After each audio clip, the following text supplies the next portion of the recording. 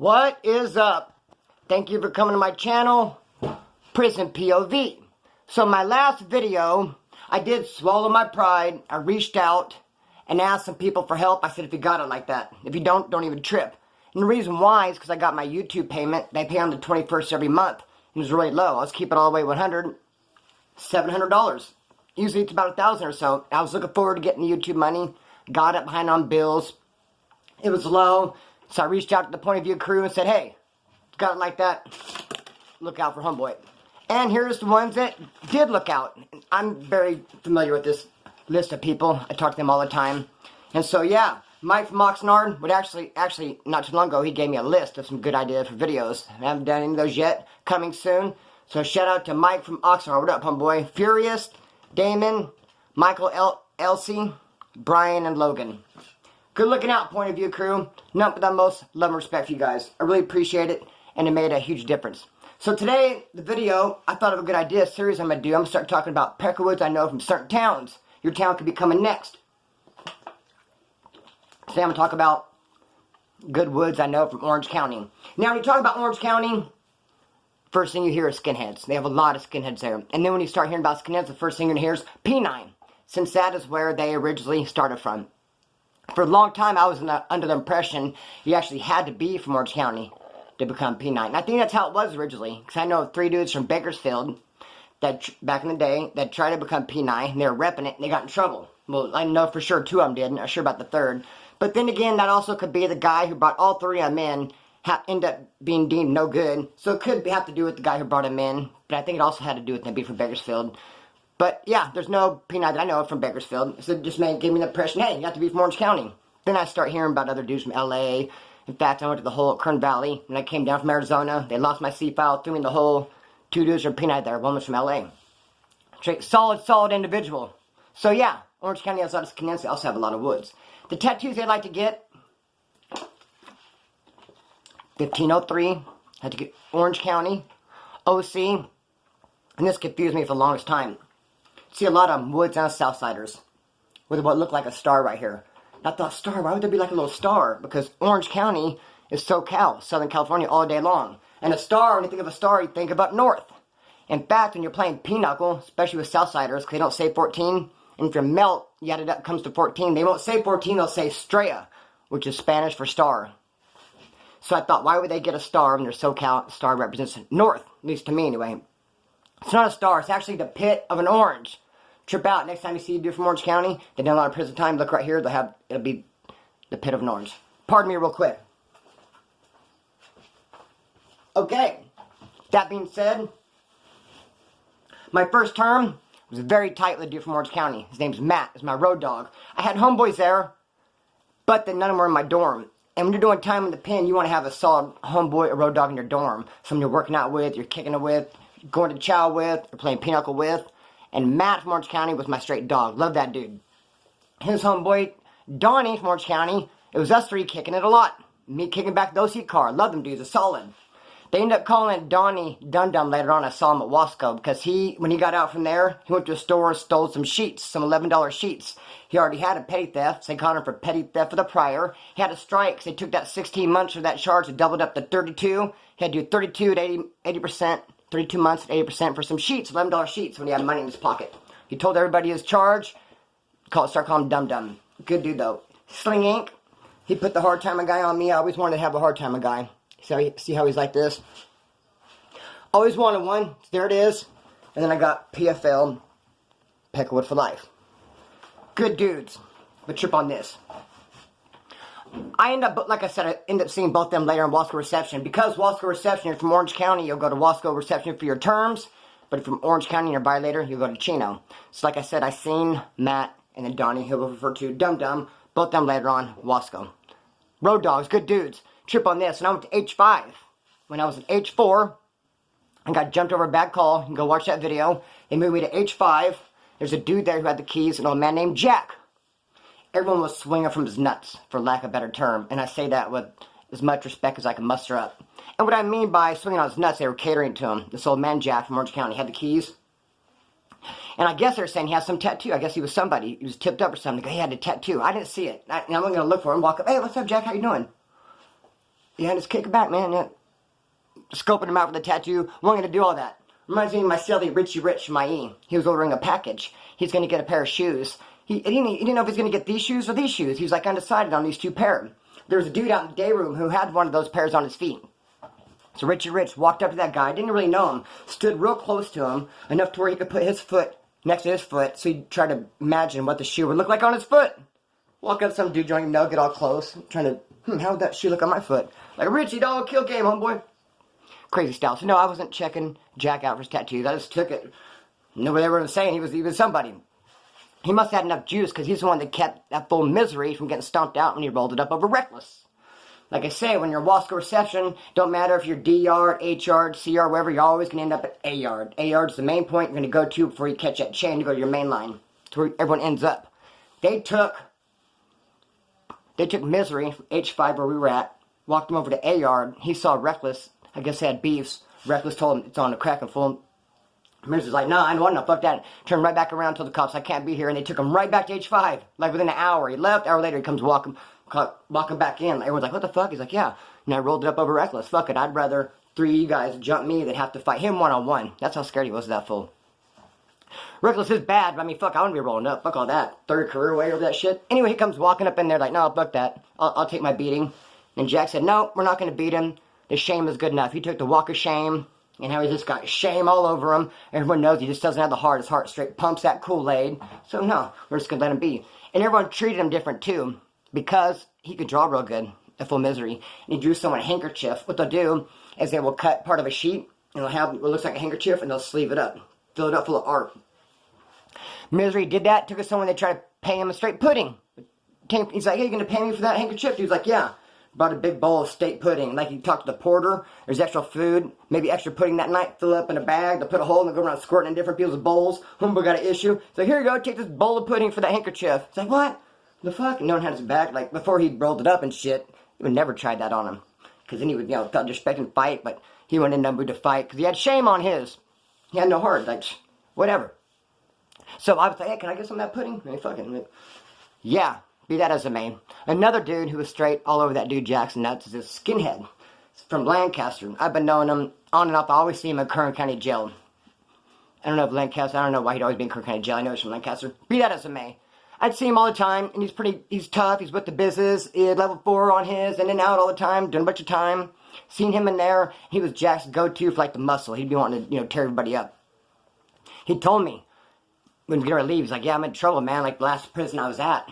They jumped me, beat me up real good, threw me in the hole, and paroled from the hole, and went to the hole here, kicked me out. I don't know what's going to happen. He goes, I got in trouble, and no one really knows about it, but I know when I get to the next place I go, they're going to know. It's going to catch up to me is what he's saying. And I was like, well, fuck, what'd you do? Because he was acting kind of skittish and shit. Even though he's still tough, he was skittish.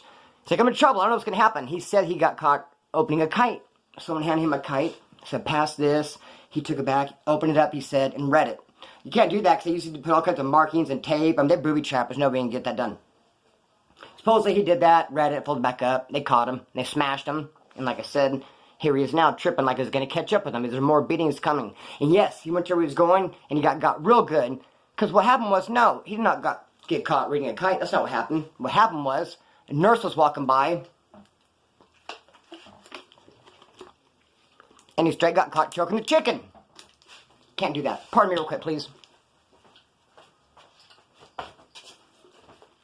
People get mad when I walk off camera, but I'd rather go over there and belch than do it right here on camera with you guys. And when you talk and drink, come on, man, it's science.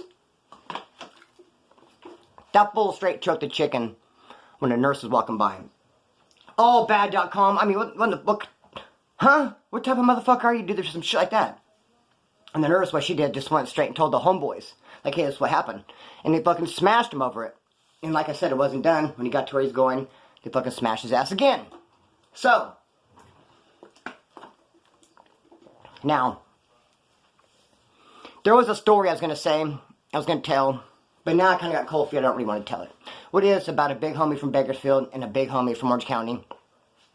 They're real close. I was kind of go into their story a little bit, but I decided to not do it, because I don't really want to mention their names, I don't want to go there. So, but how the story is going to end, I was going to say that big homie from Bakersfield ended up going into, I have never met him, by the way.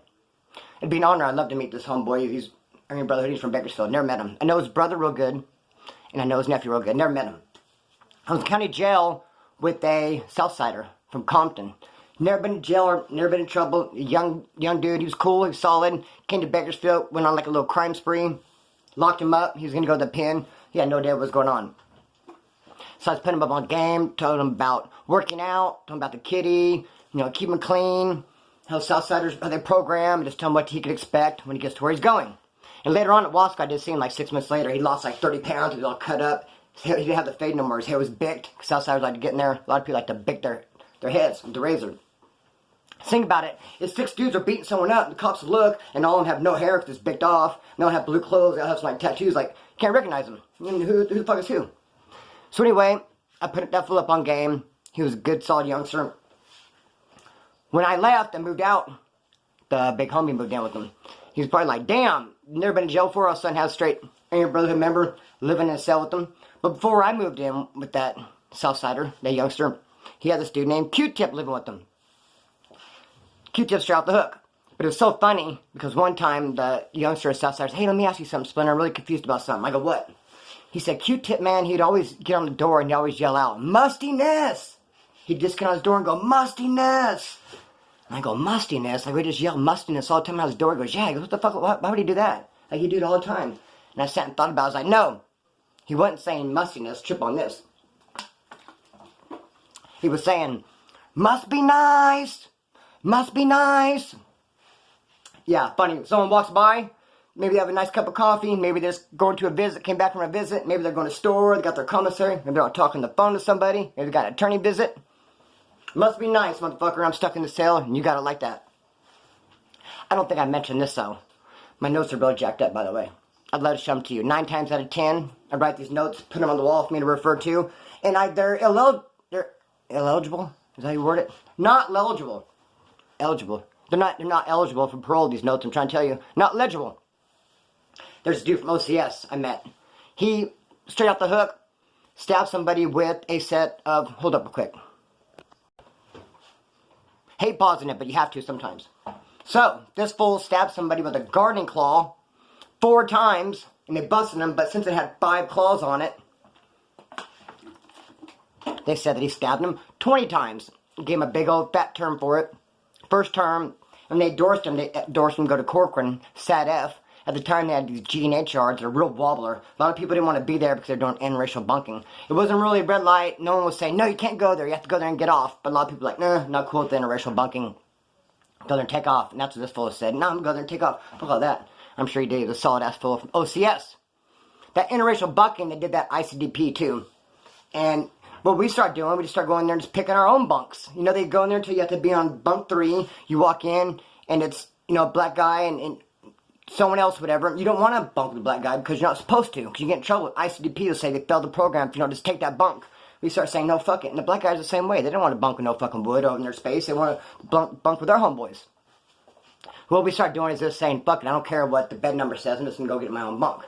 But then it took this one Southsider dude, this white Southsider from Santa Maria, straight J-Cat. He came in like, oh, it says, bed 12. I'm going to get my bed 12. Like, no, dude, I'm not doing like that. You just go pick a bunk. Look, you could be over there with, you could be over there with your homies and stuff. It's better like this. We're breaking the rules and shit.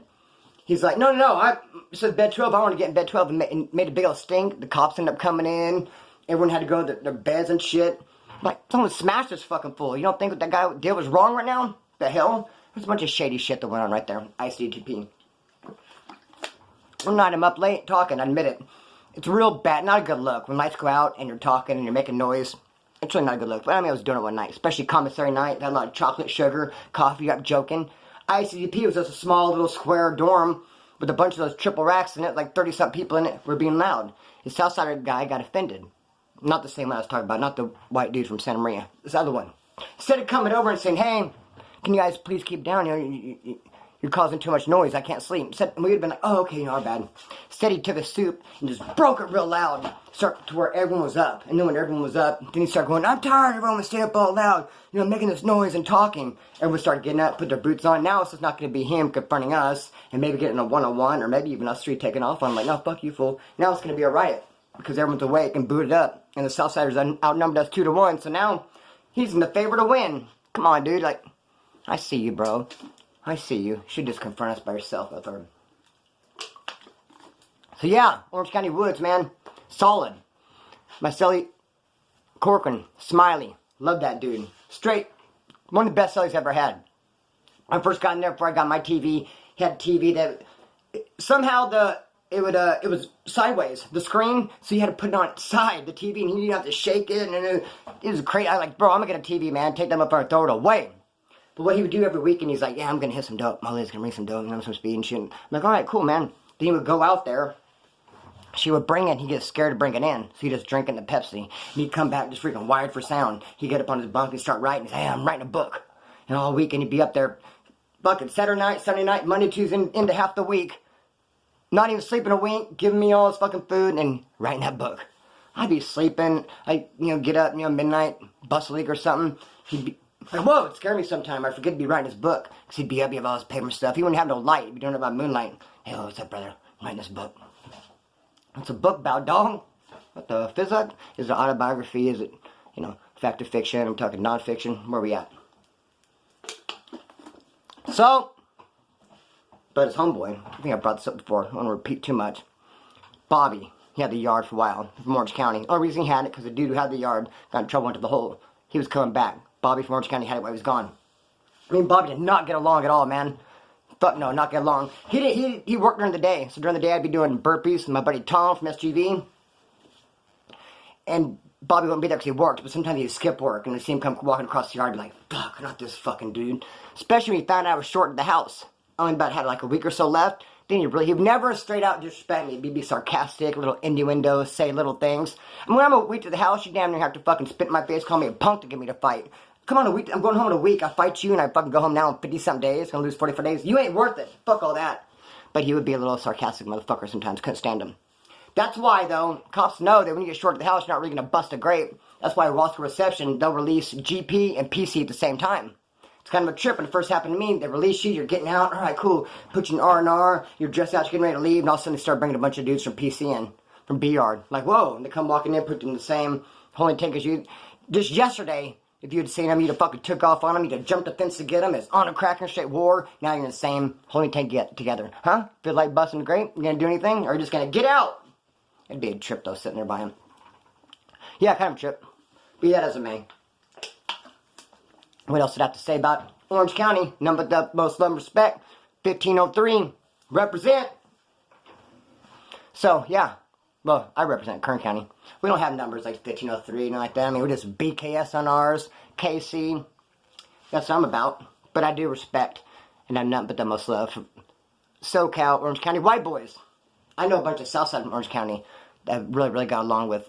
There's one, his name, he was from Alley Boys. His name's Puppet. I'd seen him a bunch of times at Wasco Reception. He's a solid dude. I'd always see him, Puppet, what's up, dog?